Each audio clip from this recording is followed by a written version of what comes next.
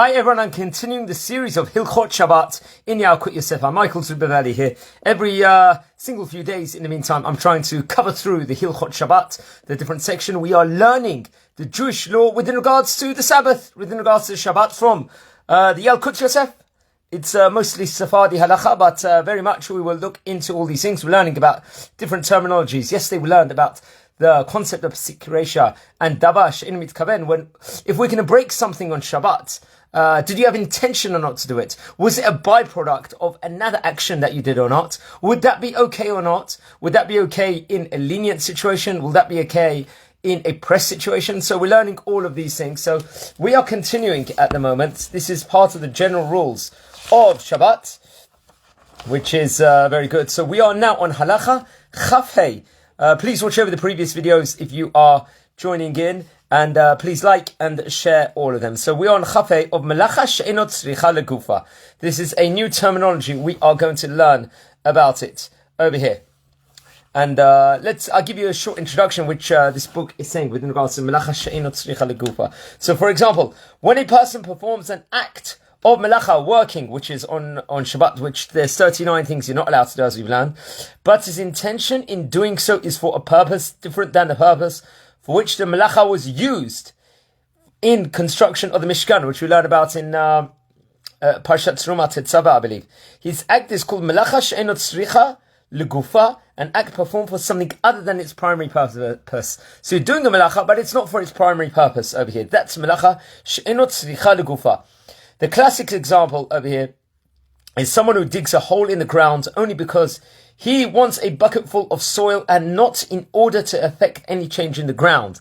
The change in the ground is a melacha that's done, but you don't want it there. You just wanted the soil over there. So that is an example over here. And now we're going to elaborate on it in Halacha Chaf Hey over here. Okay, so friends, let's look at this together. I'm going to read it in Hebrew because there's an intrinsic value to reading in Hebrew, and I will say it in English as we go along or at the end of the paragraph. Chafei, melacha she'enot tzricha gufa. Ha'oseh melacha she'enot tzricha gufa b'Shabbat, patur aval asur. If you can do this act of melacha, which is not for its primary purpose, within regards to making the Mishkan, it's going to be forbidden, but it's going to be, one is going to be exempt. Let's just say, seemingly, this exemption is going to be from giving a korban, I believe, or not. I'll have to double check that, but he's going to be, it's forbidden to do over there. For Kagon, the example he's giving. Chofer guma, umitkaven la'asiyat haguma, ach enot tzarich leguma ele le'afar. He digs let's say, some sort of hole, and he's got the intention to dig it, but he doesn't want it because he wants this pit to be inside the ground. He wants it because of the afar, let's just call it dust, for example. Ve'ein lezeh dimyon la'asor melachat heteh hachikroch ima b'hakarach melacha isur. Desham eino mitkaven klal l'macha isur. So what's it saying here? For example, someone dug a hole on Shabbat. He's guilty of this melacha. What's the melacha of digging a hole on Shabbat on the ground, a hor inside like a field?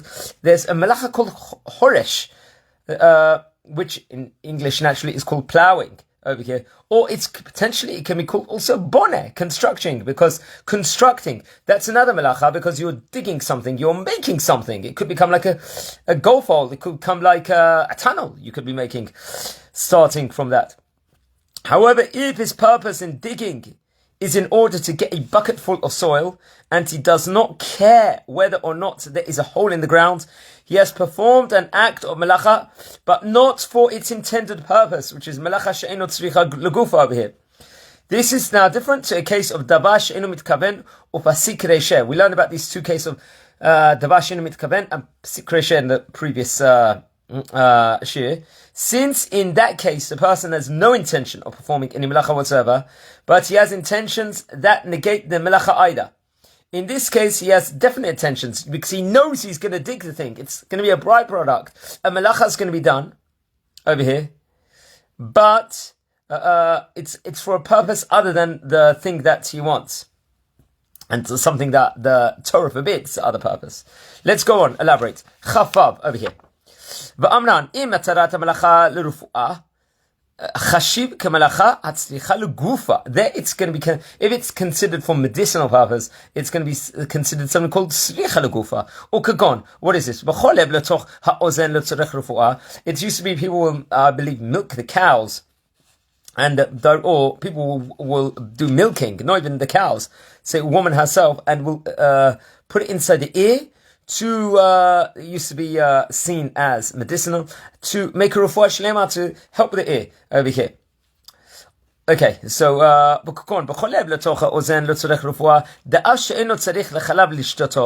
this is a case where, let's say it's a woman that's got breast milk over here. She is not doing it for the primary purposes of feeding the baby, or so the baby will drink it. It's for something else. This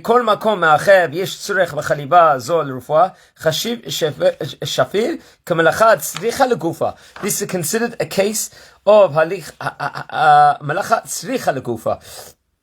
Over here, an act of Melacha performed for its primary purpose over here, as opposed for not for its primary purpose over here. But the law, kamish omer, the heicha the ika tsara yitzera ba'ozen, muta lekalech me'achalav shebadedea letoch ha'ozen, kevan dehabe el-melacha she'enot tzricha legufa. Okay, so they're expressing the milk, because one wants the milk for any purpose, is a full-fledged act of Melacha, whether one wants the milk as a beverage or for medicinal purposes.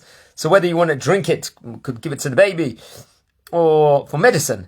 This is the halacha, although there is a posek, there's apparently a rabbi out there who ruled that it is permissible to express milk directly into the ear of someone suffering terribly from an earache, based on the idea that this is an example of Melacha she'enot tzricha legufa.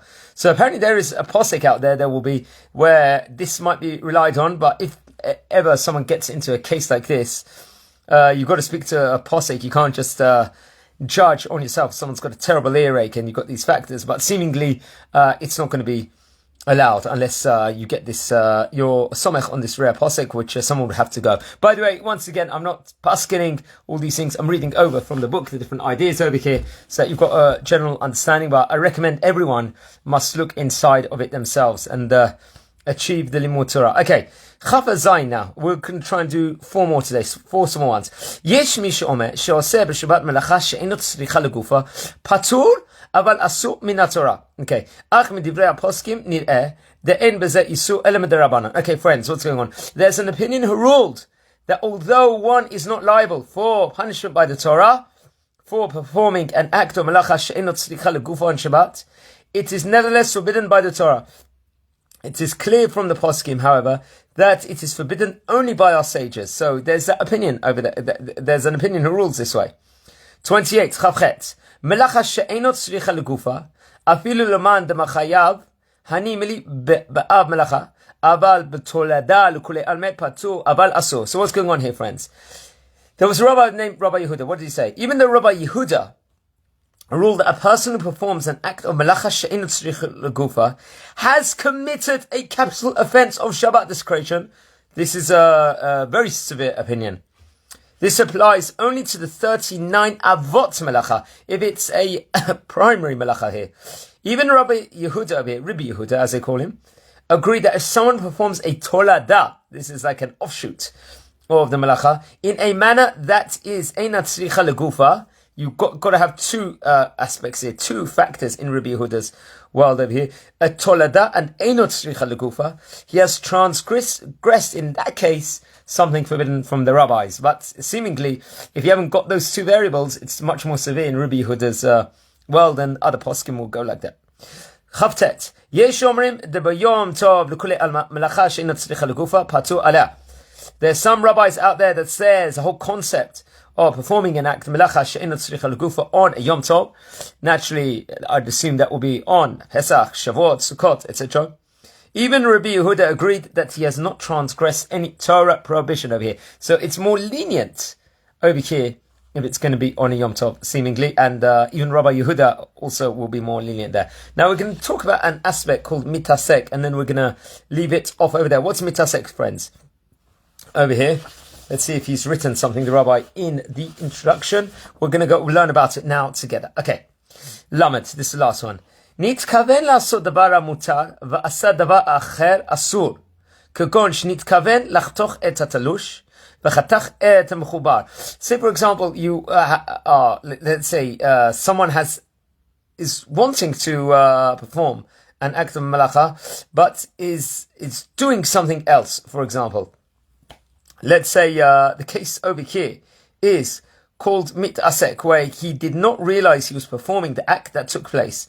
The example over here that we're using is someone who thought he was picking up a loose plant, and in reality he disconnected it from the ground where it was growing, performing an act of Melacha or Kotze. Kotze is when you uproot something. So this is a case scenario over here. You've got a field, and you see there's a small plant, and you think it's detached. So you're just taking it, you think you're not doing a Melacha over here.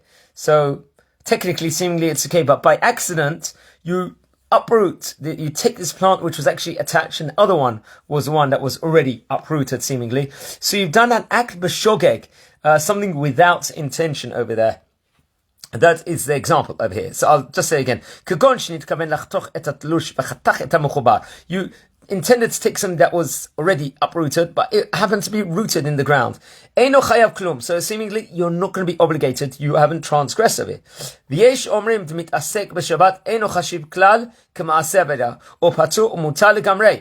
a case like this, Mitasek, you're going to be totally exempt over here. And there's those that agree. וסוברים דעל כל פנים חשיב כמעשה עבירה. This עבירה כעושה, רק שפטור מעבירה.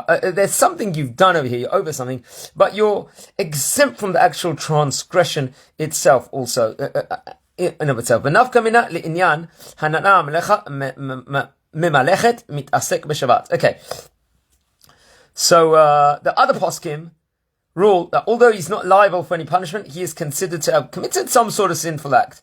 According to the first opinion, it is permitted to benefit from his act even on Shabbat. So say, for example, he does it, and can he benefit from it? Let's say, this according to the first opinion, we just discussed it in Lamed. So he uproots something which he thought was detached and it was attached. Can he benefit from it now because he's benefiting from a Melacha working on Shabbat? Seemingly, according to the first opinion, it is going to be allowed. But according to the second opinion, it is forbidden to benefit from it, as it is forbidden to benefit from any act of Shabbat desecration performed even b'shogeg. So if you're going to transgress something on Shabbat at the end, you might be exempt from the thing, from the Aveira. But since you did the act, you, according to the second opinion, you can't benefit from it. So you had some benefit from this plant you end up uprooting, which you thought was uprooted already. According to the first opinion, you can use it and benefit from it. According to the second opinion here, you cannot benefit. So it's very interesting. So guys, I'm very excited for the next session. It is going to be the honor of Shabbat, Bezrat Hashem, Oneg Shabbat, which we can learn about will be Siman 242. So Bezrat Hashem,